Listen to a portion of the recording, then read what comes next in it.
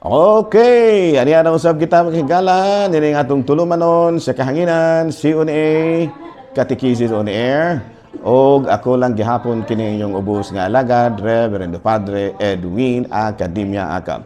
Abay no, ikaduhang adlaw na karon makigala sa among meeting uban sa akong mga kaubanan sa mga diocesan heads kay karon man ang amuang meeting sa mga diocesan commission heads and finance team dinhi sa niami karon diri mahigala sa kining Marian Priest Center, no, second floor ni mahigala MPC Cathedral 9 to 5 AM.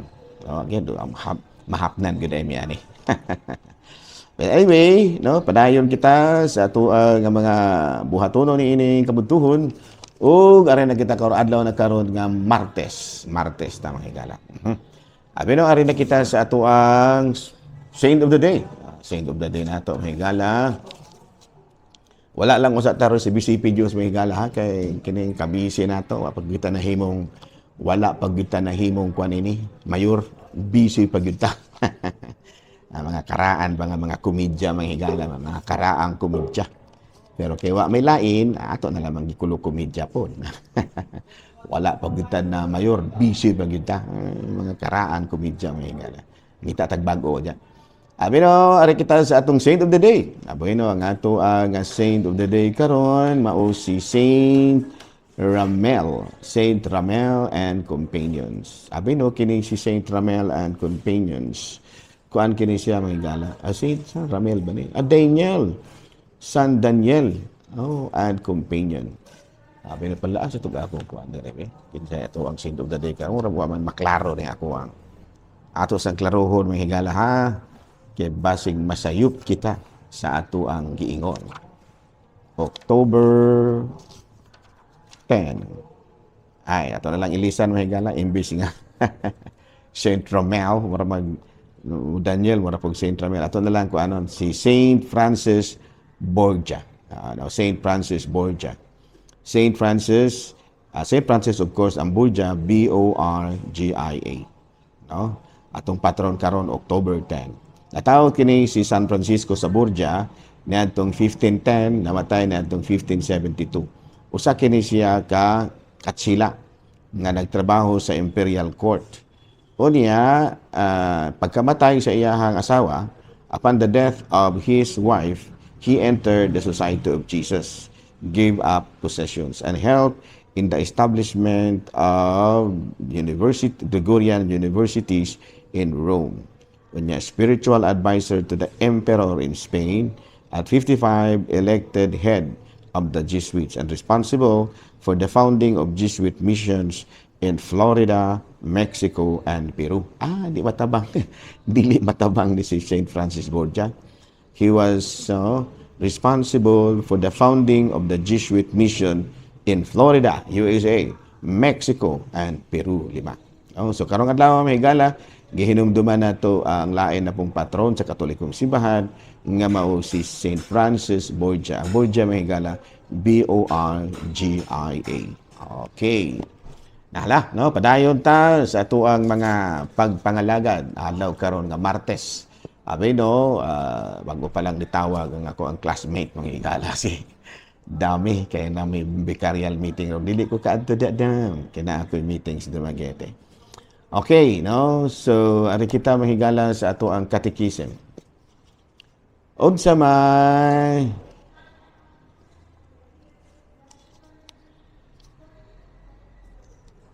okay, no, sa to pangutana diri mahigala. Nganong kitang Katoliko giilan nato ang mahal nga birhen nga inahan. Abi no klaro na to kay no ang atong inahan ang mahal nga birhen nato. So ari kita sa laing pangutana. Laing tang pangutana. Okay, ari ta sa laing nganuman, okay na. Nganuman ang misyon sa simbahan unsa man ang misyon sa simbahan dinhi sa kalibutan. What is the mission of the church here on earth? Okay. And the answer is to proclaim and establish the kingdom of God begun by Jesus among all peoples. Pagtukod o pagsangyaw sa gingharian sa Dios nga gisugdan ni Kristo taliwala sa katawhan, no? So mo gyud ay kana, no? Muna nga ang simbahan maningkamot gyud mi o kita kaya membro mo sa simbahan, no? Maningkamot gyud ta nga matukod gyud nato ang gingharian sa Dios dinhi sa kalibutan ug ma-proclaim pud nato. Kana bitang kalibutan nga nangidkamot pagsunod sa kaubuton sa Dios. No? Okay, no? Murag na ansira naman ako ni tubag. Murag balik naman ni. Padre, makasala ba ta kung musimba o simbahan sa laing relihiyon? Well, anyway, musimba ka o simbahan sa laing relihiyon. Doon naman go'y klase-klaseng pagi nga nisulod tag simbahan, no? Sa laing relihiyon. Doon naman go'y one of the reasons nga makasulod ta usay og simbahan sa laing relihiyon is to fulfill social obligations such as wedding and funeral services. Para nako okay na.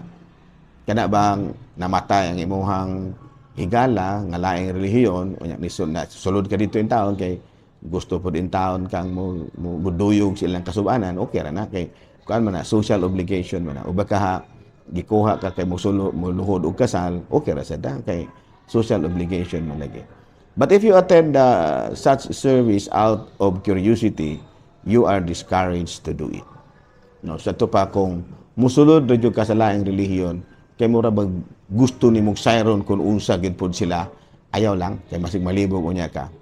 Because they have different interpretation of the gospel that would be confusing to you being a Catholic. Anang ayaw na lang magsulod kung musulod ka sa service ang gitawag na to Sunday service sa mga relihiyon, laing relihiyon, kay lahi ra man na silang interpretasyon sa Biblia nga kung makadungog ka basig mo'y makapalibog hinuon kanimo isip Katoliko. And you should not muna sa dil ay lang lamang gyud sulod, no? Kung mukuan man gani gyud ka, magampo ka together with your fellow Catholic na lang. No, so muna rason nato, no? O mangutana ka makasala bata ang Ginoo ray mag-iigo ana, pero kinahanglan nga dili gid ta magsulod-sulod dito para ra gyud to know what unsa po ilaha out of curiosity ba. Pero mga social obligations okay lang kanang muluhod og kasal, mo kugos og bunyag o baka hamday man natay. Okay, last panghigala. Kinahanglan bagyod ang adoration chapel sa simbahan. Anyway, dito makiingon gikinahanglan jud gi-encourage lang nga aduna gyud adoration chapel. No, kaya ang Eucharistic adoration mao special oras nga atong gigahin alang sa Ginoo. No, ligahin ra gyud ka ba? Dili wala kay niingon nga nisimba ka Domingo pero nigahin gyud ka. It is a time for you to be alone with God. A time for you to feel the presence of God and His divine love for you. No, sa ato pa muna na panahon nga imong i-feel ang presensya sa Dios sa kanimo sa kasing-kasing ug panahon pod nga diin imo gigahinan gyud og panahon ang Ginoo. So gi-encourage na siya. Wala gyud na siya ingon nga importante gyud kinahanglan gyud dili. Gi-encourage lang gyud na siya. Okay? So dinhi na lang last na lang no, last nga question. As lay persons, how can we apply the doctrine of the Holy Trinity in our lives? Okay na, nindot na pangutanaha. Saan man nato nga ma-express gyud nato ang doktrina sa Santissima Trinidad sa atong kinabuhi. Bueno, sayon na, no? Kaya ang Santissima Trinidad, doon naman na siya tagsa-tagsa ka mga gitawag bito na tog function. Ang Amahan, Creator, ang Anak, kanang Savior, ang Espiritu Santo, Sanctifier.